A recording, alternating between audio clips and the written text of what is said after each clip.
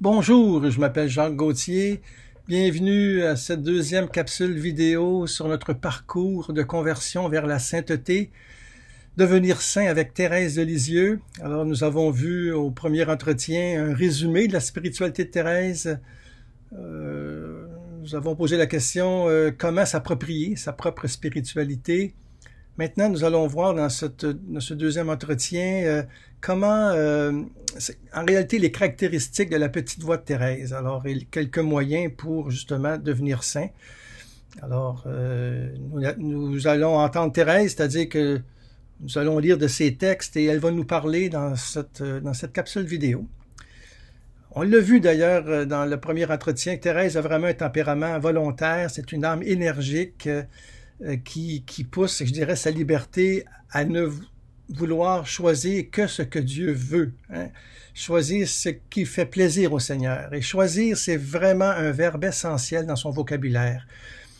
Il dénote une attitude intérieure de sa spiritualité qui la fait agir en conformité avec ce qu'elle désire. Hein? On peut dire que Thérèse, elle sait ce qu'elle veut puis ce qu'elle ne veut pas. Alors, rappelons-nous cet épisode de 3 ans, quand elle a 3 ans, où il y avait une corbeille de jouets, tendue par Léonie, elle s'écrit spontanément « Je choisis tout ». Et bien plus tard, quand elle écrira l'histoire de sa vie, en réalité son histoire d'une âme, elle va se rappeler ce souvenir-là et comment ce trait de son enfance est important dans sa vie. Elle écrit « Mon Dieu, je choisis tout. Je ne veux pas être une sainte à moitié. Cela ne me fait pas peur de souffrir pour vous.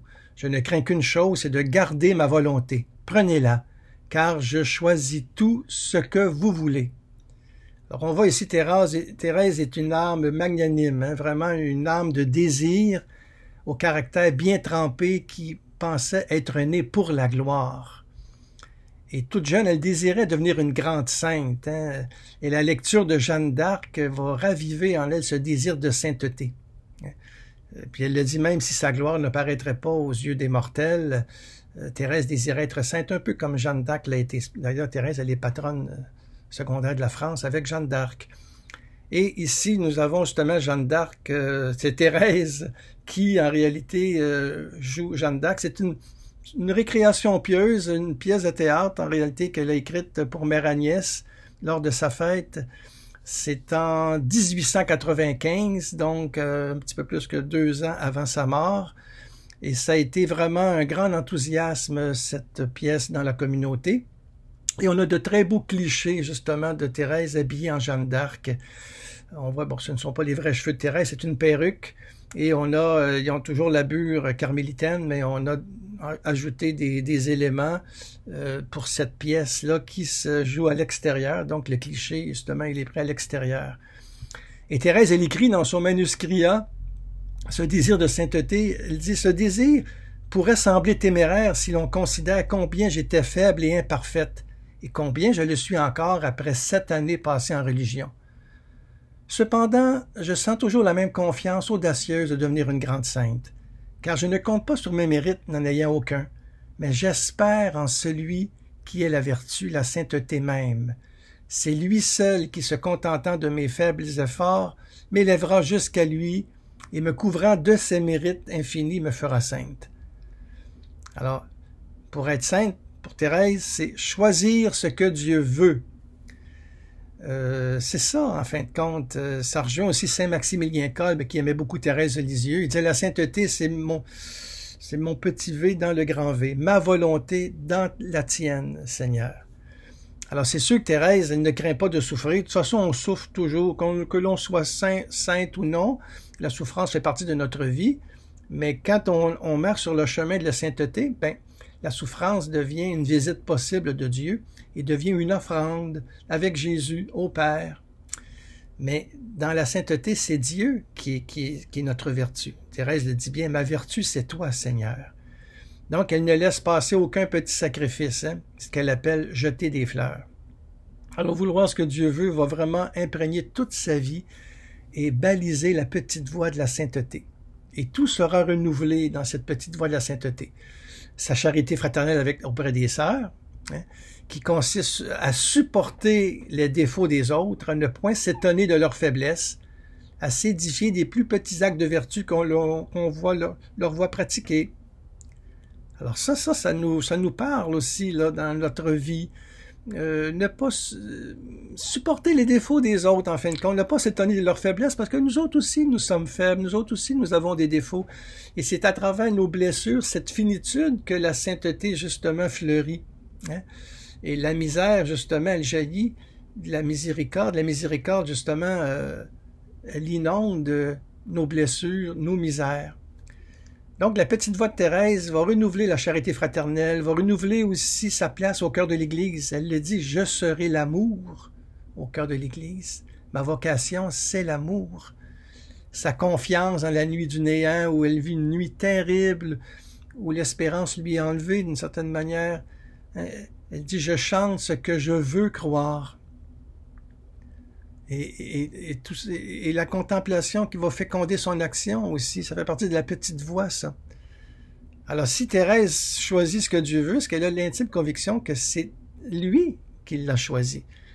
Quand nous voulons ce que Dieu veut, quand nous choisissons ce qu'il veut, c'est vraiment lui dire que nous reconnaissons qu'il nous a choisis. Alors, c'est très important, ça. Et c'est comme ça qu'elle va découvrir sa petite voix. Thérèse, elle est convaincue vraiment, très profondément, que Dieu ne peut lui inspirer des désirs irréalisables. Elle peut donc, malgré sa petitesse, aspirer à la sainteté. Ça, c'est très fréquent chez Thérèse. Thérèse dit tout le temps, le Seigneur nous fait désirer ce qu'il veut nous donner. Et il veut nous donner ce qu'il nous fait désirer. Et justement, elle désire la sainteté malgré sa petitesse. Arriver à la sainteté. Mais comment elle va y arriver?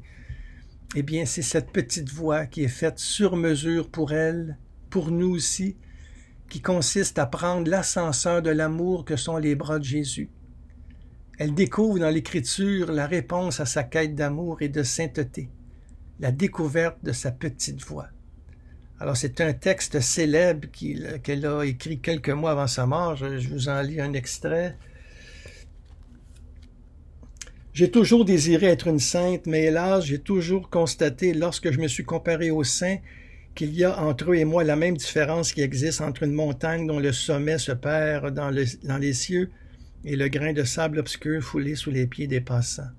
Au lieu de me décourager, je me suis dit, le bon Dieu ne saurait inspirer des désirs irréalisables. Je puis donc, malgré ma petitesse, aspirer à la sainteté. Me grandir, c'est impossible. Je dois donc me supporter tel que je suis avec toutes mes imperfections. Mais je veux chercher le moyen d'aller au ciel par une petite voie, bien droite, bien courte, une voie toute nouvelle. Nous sommes dans un siècle d'invention. Maintenant, ce n'est pas la peine de graver les escaliers, les marches d'un escalier. Chez les riches, un ascenseur le remplace avantageusement. Moi, je voudrais aussi trouver un ascenseur pour m'élever jusqu'à Jésus, car je suis trop petite pour monter le rude escalier de la perfection. Alors j'ai recherché dans les livres saints l'indication de l'ascenseur, objet de mon désir, et j'ai lu ces mots sortis de la bouche de la sagesse éternelle. Si quelqu'un est tout petit, qu'il vienne à moi. Alors, je suis venu. Devinant que j'avais trouvé ce que je cherchais et voulant savoir, ô mon Dieu, ce que vous feriez au tout petit qui répondrait à votre appel, j'ai continué mes recherches, et voici ce que j'ai trouvé. Comme une mère caresse son enfant, ainsi je vous consolerai, je vous porterai sur mon sein et je vous balancerai sur mes genoux. Ah, jamais paroles plus tendres, plus mélodieuses ne sont venues réjouir mon âme. L'ascenseur qui doit m'élever jusqu'au ciel, ce sont vos bras, ô Jésus. Pour cela, je n'ai pas besoin de grandir. Au contraire, il faut que je reste petite, que je ne devienne de plus en plus. Ô mon Dieu, vous avez dépassé mon attente, et moi je veux chanter vos miséricordes. Alors c'est une page très connue, ça, de l'histoire d'une âme, c'est dans le manuscrit C. Et je veux simplement regarder avec vous quelques caractéristiques de la sainteté à partir de la découverte de Thérèse de sa petite voix. Alors on voit ici désormais le désir de Thérèse est comblé, car Jésus lui-même l'élève jusqu'au ciel par l'ascenseur que sont ses bras. Parce qu'elle est un tout petit qui aime son impuissance en l'abandonnant à Jésus, elle peut donc accéder au sommet de la sainteté. mais une sainteté faite sur mesure pour elle. Donc, fini les comparaisons avec les autres saints. Terminez cette idée héroïque de la sainteté à laquelle elle ne peut correspondre. Sa petitesse d'enfant, son désir d'amour, ses mains vides suffisent. Hein, dit, Seigneur, j'irai devant toi les mains vides. C'est lui qui va les remplir par son esprit. Elle ne se décourage pas d'être une sainte car Dieu ne demande pas l'impossible. Donc, elle n'a pas à se changer elle-même, à se grandir, mais plutôt à s'accepter telle qu'elle est, avec ses défauts et ses limites. Ça, c'est tout un pas à faire, mes amis, sur ce chemin de sainteté, de conversion. S'accepter tel que nous sommes, avec nos défauts et nos limites. Alors, Dieu seul peut nous changer en profondeur. Alors, il faut lui faire confiance, puisqu'il est l'amour qui renouvelle tout. Alors, Thérèse va trouver sa joie à se laisser porter par son Dieu sur cette petite voie droite, qui n'est pas le rude escalier de la perfection. C'est souvent un chemin d'imperfection, en réalité, la sainteté avec Thérèse. Sa joie, c'est se laisser faire en Jésus, qui s'abaisse vers elle et la comble de son amour. Son seul mérite est de ne pas en avoir.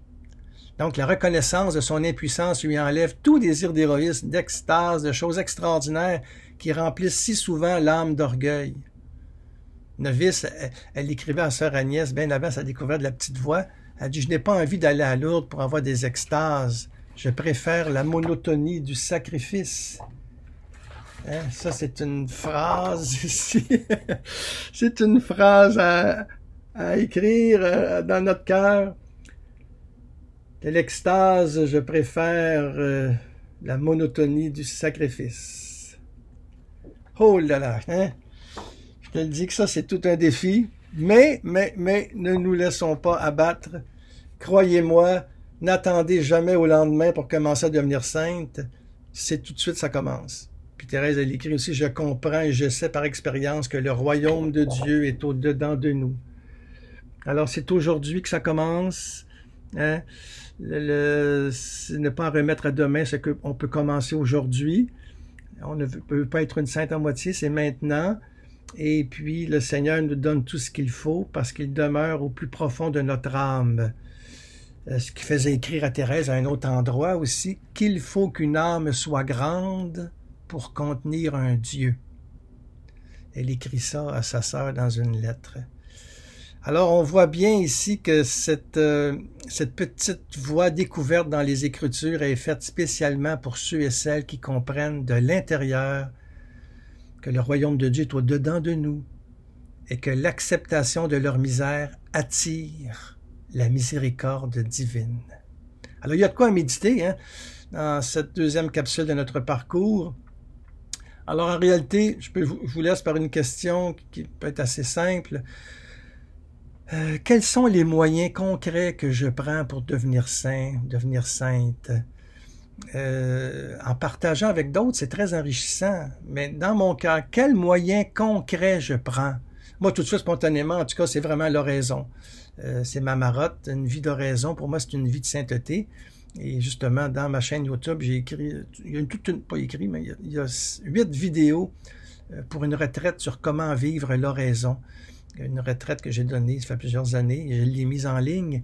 Eh bien ça, pour moi, tu vois, c'est un moyen concret pour, je dirais, vivre la sainteté. Bon, ben, il y en a d'autres, il y en a plein. C'est le sourire, rendre service. C'est à vous de les découvrir. Hein? Quels sont les moyens que je prends pour devenir saint et sainte? Allez, bon partage, et puis bientôt à la prochaine étape de notre parcours sur ce chemin de sainteté.